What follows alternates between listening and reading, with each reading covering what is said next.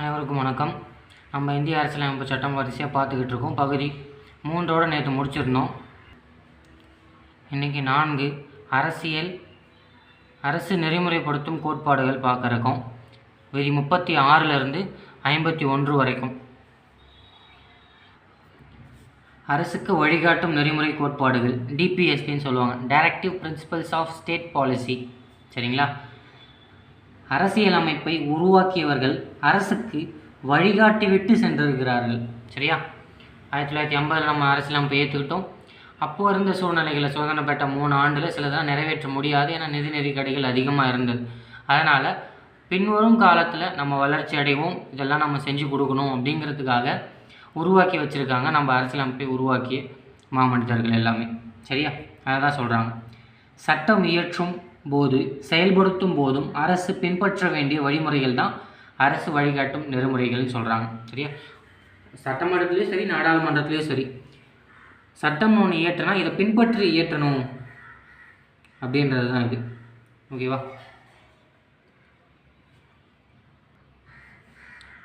நடுவில் எந்தெந்த நாட்டிலேருந்து நம்ம என்னென்ன எடுத்தோன்னு ஒரு சின்ன ஒரு லிஸ்ட் இருக்குது, அதை கொஞ்சம் பார்த்துக்கோங்க. அரசியலமைப்பு கொள்கைன்ற ஒன்று நம்ம எங்கேருந்து எடுத்தோம்னா அமெரிக்காவில் தான் எடுத்தோம். ஏன் நம்ம இங்கிலாந்தில் தானே அதிகமாக எடுத்திருக்கோம், ஏன் அமெரிக்காவிலேருந்து போனால் இங்கிலாந்துக்கிட்ட எழுதப்பட்ட அரசியலமைப்பு இல்லை. ஓகேவா?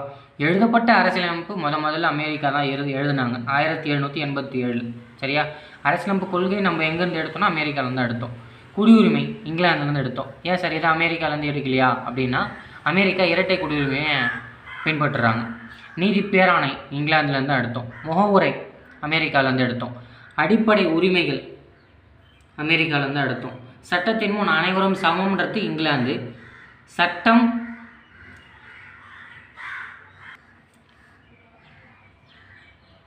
அனைவருக்கும் சம பாதுகாப்பு அளித்தன்றது அமெரிக்கா. இது குழம்பும், இது ப்ரீவியஸ் இயர் கொஸ்டின், ஞாபகம் வச்சுக்கோங்க. ரெண்டுமே கொடுத்து இங்கிலாந்துன்னு கொடுத்து எது தப்புன்னு கேட்டிருக்கான். ஓகேவா? சட்டத்தின் முன் அனைவரும் சமம், சட்டத்தின் முன் அனைவரும் சமம்பா அப்படிங்கிறது இங்கிலாந்துலேருந்து எடுத்தோம். சட்டம் அனைவருக்கும் சம பாதுகாப்பு கொடுக்குது, அது அமெரிக்காவிலேருந்து எடுத்தோம். சரியா? நீதி புனராய்வு அது அமெரிக்கா. ஓகேவா? நீதி புனராய்வுனா ஒன்றும் இல்லை, ஒரு சட்டம் போடுறாங்கன்னா அதை நீதி உட்படுத்துறது. இதை நம்ம அரசியலமைப்புக்கு உட்படுதா, அடிப்படை உரிமைகள் எதுவும் பாதிக்குதா அப்படின்றத செக் பண்ணிக்கிறது உச்சநீதிமன்றம் செக் பண்ணும். அதான் நீதி புனராய்வு அப்படின்னு சொல்கிறாங்க. டிபிஎஸ்பி அரசியல் நெறிமுறை கோட்பாடுகளை பற்றி யார் எப்படிலாம் சொல்லியிருக்காங்க அப்படின்னு ஒரு 4 பாயிண்ட் இருக்குது. இது கொஞ்சம் முக்கியமானதாக பார்க்கப்படுது. குரூப் ஒன்லேயே குரூப் ஒன்லேயே இதை பற்றி கேட்டிருந்தாங்க. முகவுரையும் சரி, இதுவும் சரி. முகவுரை நம்ம ஒன்றும் பார்க்கல, அதை பார்ப்போம், பின்னாடி பார்ப்போம். டிபிஎஸ்பி என்பது நாவல் அம்சம், புதுமையான சிறப்பம்சம். அரசு நெறிமுறைப்படுத்தும் கோட்பாடுகள் என்பது நாவல் அம்சம் என்றும் புதுமையான சிறப்பம்சம் என்றும் B.R. அம்பேத்கர் அவர்கள் தெரிவித்திருக்கிறார்கள். சரியா? அரசியலமைப்பின் தந்தை என்ன சொல்கிறாரு? நாவல் அம்சம், புதுமையான சிறப்பு அம்சம்ங்கிறார். சரியா? அடுத்து டிபிஎஸ்பி மற்றும் அடிப்படை உரிமைகள் இந்திய அரசியலமைப்பின் மனசாட்சி. டிபிஎஸ்பியும் சரி, அடிப்படை உரிமை, டிபிஎஸ்பியும் அடிப்படை உரிமையும் இந்திய அரசியலமைப்புக்கே மனசாட்சி அப்படின்னு ஒருத்தர் சொல்கிறார். யார் அவர் தான் கிரான்வில் ஆஸ்டின்றவர். சரியா? கிரான்வில் ஆஸ்டின் என்ன சொல்கிறாரு?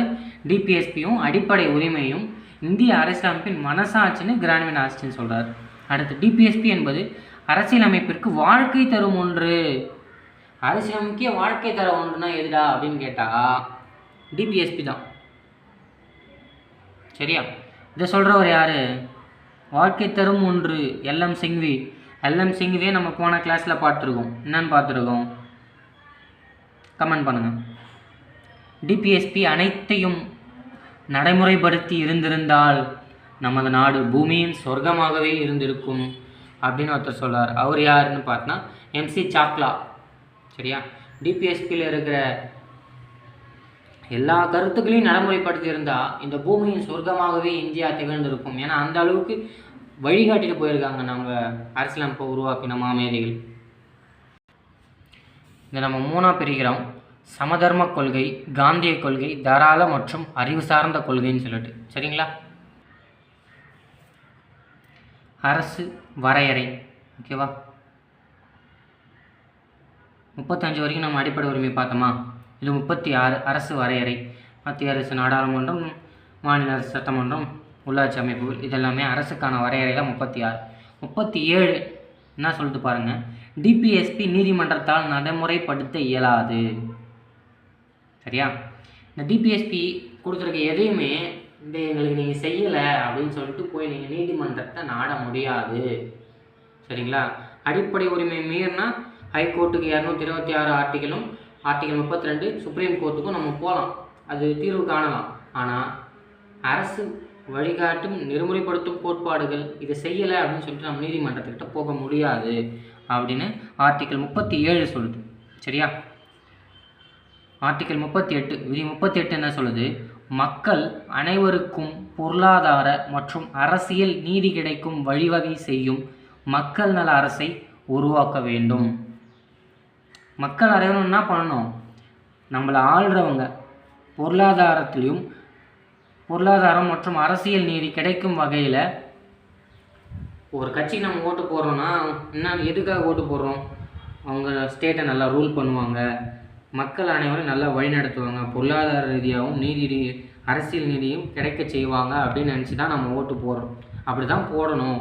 மக்கள் நல அரசை விரும்புகின்ற கட்சி எதுவோ அதை தான் உருவாக்க வேண்டும் சொல்கிறது தான் விதி 38. சரியா? மக்கள் நல அரசை உருவாக்குங்க, அவ்வளோதான் 38ஓட ஷார்ட்டாக சொல்லணும்னா. 37 நீதிமன்றத்தால் நடைமுறைப்படுத்த முடியாது. 38 மக்கள் நல அரசை உருவாக்க வேண்டும் மக்கள் அப்படின்றாங்க. 39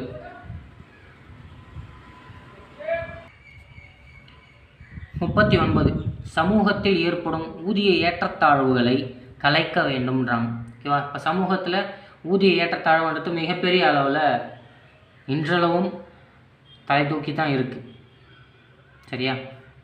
லட்சக்கணக்கில் வாங்குறவங்க வாங்கிட்டு தான் இருக்காங்க, 5000 10,000 வாங்குறவங்களும் வாங்கிட்டு தான் இருக்காங்க. அதுவும் கார்ப்பரேட் சைட்லலாம் அப்படி தான் இருக்குது. அதை கேட்டால் அவங்களுக்கு திறமை இருக்குது, திறமை இல்லை, அப்படி இப்படின்னு வகைப்படுத்துகிறாங்க. அதுவும் ஏற்றுக்கொள்ளக்கூடியது தான். ஆனால் இந்த அளவுக்கு ஏற்றத்தாழ்வுகள்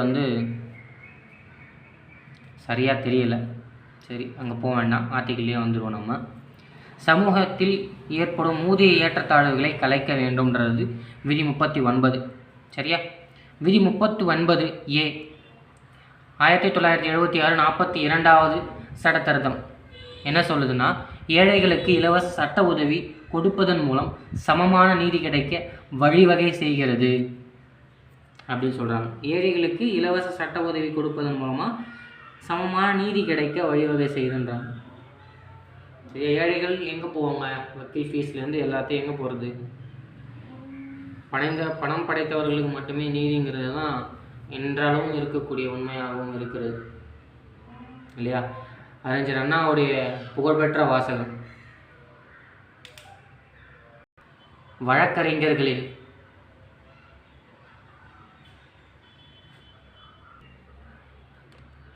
சட்டம் ஓர் இருட்டறை, அதில் வழக்கறிஞர்களின் வாதம் ஓர் விளக்கு, அது ஏனோ ஏழைகளுக்கு மட்டும் கிடைக்காமல் போகிறதுன்னு சொல்லிட்டு அண்ணாதுரை ஐயா அவர்கள் சொல்லியிருப்பாங்க. சரி, ஓகே. அதுதான் ஏழைகளுக்கு இலவச சட்ட உதவி கொடுப்பதன் மூலம் சமமான நீதி கிடைக்க வழிவகை செய்தன்ற திருத்தத்தை 1976 42வது திருத்தம் மூலமாக இந்திரா காந்தி அம்மையார் கொண்டு வந்தாங்க. இலவச சட்ட உதவி மையங்கள் அப்போ தான் தோன்றுச்சு. 1987 இந்த சட்டத்தின் இந்த அமெண்ட்மெண்ட் மூலமாக தான் 1987 லீகல் சர்வீஸ் அத்தாரிட்டி ஆக்ட்னு ஒன்று போடப்பட்டது. 1987 ஓகே. விதி 39 A பார்த்தோம். விதி 39 D இதுவும் 42வது திருத்தம் 1976 தான் பண்ணியிருக்காங்க. ஆண் பெண் இருபாலருக்கும் சம ஊதியம். 76க்கு முன்னாடி வரைக்கும் ஆணுக்கு அதிகமாகவும் பெண்களுக்கு ஊதியம் குறைவாகவும் கொடுக்கப்பட்டு இருந்திருக்கு. அதை கலைகிற விதமாக 39 Dன்ற அமெண்ட்மெண்ட்டை இந்திரா காந்தி அம்மையார் மேற்கொண்டிருப்பாங்க. சரியா? ரெண்டும் அதுதான். விதி 40 கிராம பஞ்சாயத்தை ஏற்படுத்துதல் மேம்படுத்துதல். ஓகேவா? இது காந்திய கோட்பாடு. இந்தியாவின் முதுகெலும்பு கிராமங்களில் உள்ளது அப்படின்னு சொல்லிட்டு இந்தியாவின் வளர்ச்சி அப்படின்னு சொல்லிட்டு காந்தியடிகள் சொல்லியிருப்பாங்க. இது வந்து ஒரு காந்திய கோட்பாடு. இந்த முறையில் காந்திக்கும் அம்பேத்கருக்கும் பெரிய வேறுபாடு இருந்தது, வேறுபாடான கருத்து இருந்தது. கிராம பஞ்சாயத்தை உருவாக்கணும்னு காந்தி சொன்னார். கிராம பஞ்சாயத்தை உருவாக்கவே கூடாதுன்னு அம்பேத்கர் ஐயா அவர்கள் சொன்னார். ஏன்னா கிராம பஞ்சாயத்துக்குன்னு அதிகாரம் போனால் மேல் இடத்துலேருந்தே இந்த சாதிய பாகுபாடுகளின் காரணமாக பல மக்கள் ஒடுக்கப்படுகிறார்கள்னு சொல்லிட்டு அம்பேத்கருடைய வாதம் இருந்தது. ஆனால் காந்தி அவர்கள் வந்து கிராமத்துக்கு சுயாட்சி கொடுக்கணும், மேலேருந்து எல்லாரும் போய் கிராமத்தை கவனிக்க முடியாது அப்படின்னு காந்தி அவர்கள் சொன்னார். 2 பேர் கருத்துமே 2 பேர் பக்கத்துலேருந்து எல்லாருடைய கருத்தும் எல்லாரோட பக்கத்துலேருந்து பார்க்கும்போது சரியாக தானங்க இருக்கும். அந்த மாதிரி தான் எம்ஜிஆர் அவர்கள் கிராம பஞ்சாயத்தையே ஒழிச்சார் அவரோட ஆட்சி காலத்தில். ஆனால் அரசியலமைப்பு ரீதியாக நம்ம 92 கொண்டு வந்து நம்ம அதை 75 76 அரசியலமைப்பு திருத்தப்படி நம்ம கொண்டு வந்தோம். பட் அதை பேசினா அரசியலாகும், அது நமக்கு தேவையில்லை. நம்ம இதை மட்டும் பார்த்துக்குவோம். 40 பஞ்சாயத்தை உருவாக்க சொல்லியிருக்காங்க. இது நடைமுறைப்படுத்தியிருக்கு. 41 அரசு தனது பொருளாதார வரம்பிற்கு உட்பட்டு கல்வி, வேலைவாய்ப்பு, நோய், ஊனமுற்றோர், முதுமை உதவித்தொகையை கொடுக்கலாம் அப்படின்னு சொல்லுது. ஆர்டிகல் 41 என்ன சொல்லுது?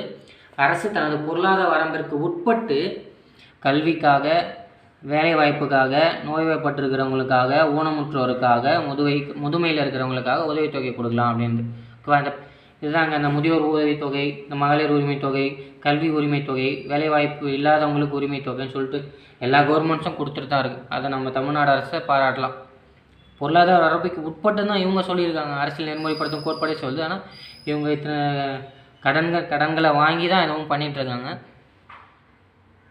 இது நம்ம செஞ்சுட்டு தான் இருக்கும்னு சொல்லலாம். சரியா? அடுத்து விதி 42 நியாயமான மனிதாபிமானமான பணிச்சூழலை உருவாக்க வேண்டும். ஓகேவா?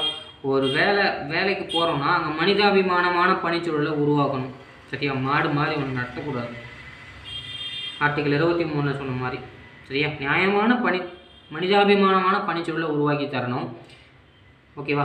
மகப்பேறு விடுப்புடன் கூடிய ஊதியம், அதுவும் மகப்பேறு விடுப்புடன் கூடிய ஊதியம் விதி 42 தான் சொல்லுது. இதை நடைமுறையில் தான் இருக்குது. விதி 43 காந்திய கொள்கை, சமதர்ம கொள்கை, தாராள மற்றும் அறிவு சார்ந்த கொள்கை 3மே ஒத்து போகிற ஒரே விதி வந்து 43வது விதி தான். ஓகேவா? பணியாளர்களுக்கு வாழ்வாதார ஊதியமும் ஓய்வூதியமும் சமூக கலாச்சார வாய்ப்புகளையும் வழங்க வேண்டும் சொல்லுது. ஓகேவா?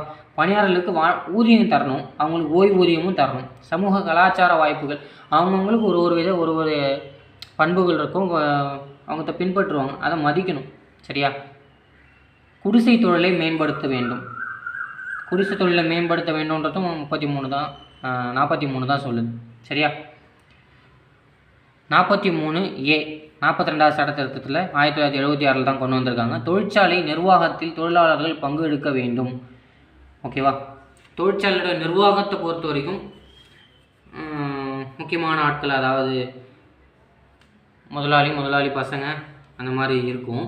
ஆனால் இப்போ அதெல்லாம் மாறிடுச்சு. தொழிலாளர் நிர்வாகத்தில் தொழிலாளர்கள் பங்கு கொள்ள வேண்டும்ன்றது அதுதான். நிர்வாகத்தில் நம்மளும் பங்கெடுத்துக்கிறோம், வேலை செய்யணும், பங்கெடுத்துக்கிறோம் அப்படின்றது தான் அது. 43B 97வது சட்ட திருத்தம் 2011 கொண்டு வந்திருக்காங்க. ஓகேவா? தன்னார்வ தொண்டு அமைப்புகள், கூட்டுறவு சங்கங்கள் ஊக்குவிப்பு. ஓகேவா? தன்னார்வ தொண்டு நிறுவனங்களை உருவாக்கணும், கூட்டுறவு சங்கங்களையும் உருவாக்கணும் அப்படின்றது 43வது ஆர்டிகல் பி அமெண்ட்மெண்ட் 97வது திருத்த சட்டம் 2011 இதை கொண்டு வந்திருக்காங்க. 44 எல்லாருக்குமே தெரிஞ்ச ஒன்றா தான் இருக்கும். ஒரே மாதிரியான சிவில் சட்டத்தை நாடு முழுவதும் கொண்டு வர வேண்டும். Uniform civil code. இப்போ இதை நடைமுறைப்படுத்த தீவிரமாக முயற்சிகள் நடந்துக்கிட்டு இருக்கு. யூனிஃபார்ம் சிவில் கோட்னால் ஒன்றும் இல்லைங்க, இங்கே ஒவ்வொரு மதத்துக்கும் ஒவ்வொரு சட்டத்திட்டங்கள் இருக்குது. நம்ம இந்தியா ஆரம்ப காலகட்டத்தில் இதை மாற்றினோம்னா பிரச்சனைகள் உருவாகும், அந்தந்த பண்பாடு அந்தந்த கலாச்சாரத்தில் பெரிய பிரச்சனைகளை உருவாக்கும் அப்படிங்கிறதுக்காக நாளடைவில் இது மாறும் அப்படின்னு நினச்சி தான் இதை டிபிஎஸ்பியில் கொண்டு வந்து வச்சாங்க. ஓகேவா? இப்போவும் சூழ்நிலைகள் அப்படித்தான் இருக்குது. நம்ம எல்லாத்துக்கும் ஒரே சிவில் சட்டம்னு கொண்டு வந்தால் பல மாநிலங்களில் சட்ட ஒழுங்கு பிரச்சனைகளே வரும். சரியா? இதை நடைமுறைப்படுத்த முயற்சி செஞ்சிட்ருக்காங்க, படுத்தப்படலாம். ஓகேங்களா. 44 என்ன சொல்லுது, யூனிஃபார்ம் சிவில் கோடு சொல்லுது, ஒரே நாடு முழுவதும் ஒரே மாதிரியான சட்டத்தை கொண்டு வரதுக்காக.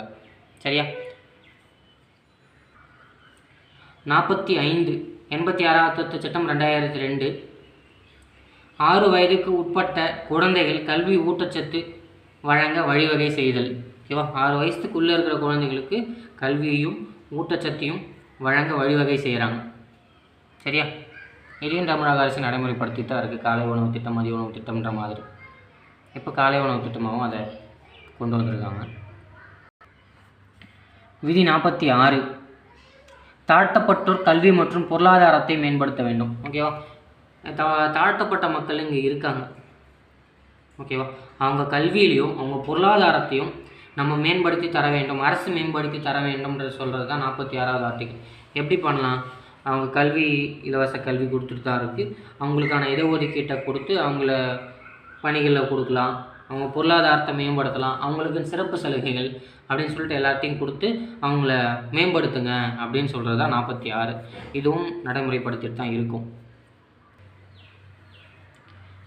விதி 47, மக்கள் ஊட்டச்சத்து மற்றும் வாழ்க்கை தரத்தை உயர்த்துதல் மற்றும் பொது நலனை மேம்படுத்துதல். ஓகேவா. மக்கள் அனைவரும் நல்ல ஊட்டச்சத்தான உணவு சாப்பிட்றாங்களா, வாழ்க்கை தரம், அவங்களுடைய வாழ்க்கை தரம் எப்படி இருக்குது, அவங்க வாழ்க்கை தரத்தை நம்ம இன்னும் உயர்த்தணும். ஓகேவா. மக்கள் நலன்களை மேம்படுத்தணும், பொது நலனை மேம்படுத்தணும், சுகாதார ரீதியாகவும் போக்குவரத்துலேருந்து சுகாதாரம் வரைக்கும் எல்லாத்தையுமே நம்ம மேம்படுத்தணும் அப்படின்னு அரசு மேம்படுத்தணும்னு சொல்லுது. உடலுக்கு தீங்கு விளைவிக்கும் மது மற்றும் போதைப் பொருட்களை தடை செய்தல். இது சமீப காலமாக ஒரு பெரிய அதிர்வலைகளை ஏற்படுத்திகிட்ருக்கு மதுன்றது. அதை பற்றி நம்ம பேச விரும்பலை, அது பேசவும் வேண்டாம். உடலுக்கு தீங்கு விளைவிக்கும் மது மற்றும் போதை பொருட்களை தடை செய்தல். ஓகேவா. விதி 47 சொல்லுது. விதி 48, விவசாயத்தை மேம்படுத்துதல். புது புது டெக்னாலஜிஸ்லாம் வளர்ந்துட்டு தான் இருக்குது. அதை நம்ம இங்கே கொண்டு வந்து விவசாயத்தை மேம்படுத்தணும், கால்நடை வளர்ப்பை மேம்படுத்தணும், பசுவதையை தடுக்கணும்.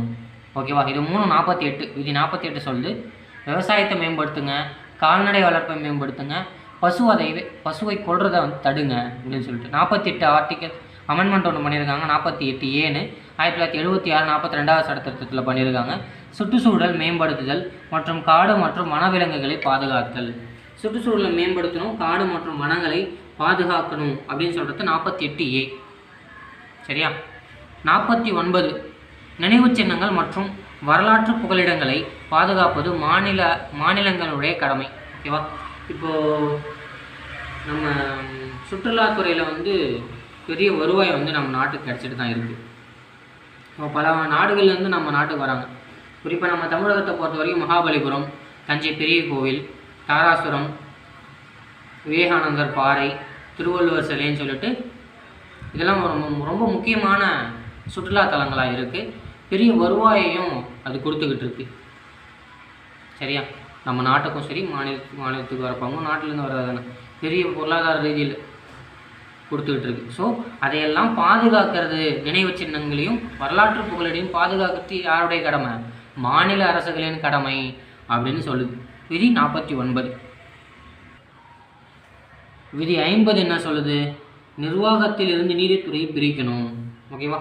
நிர்வாகமும் நீதித்துறையும் பிரிந்து தான் இருக்குது.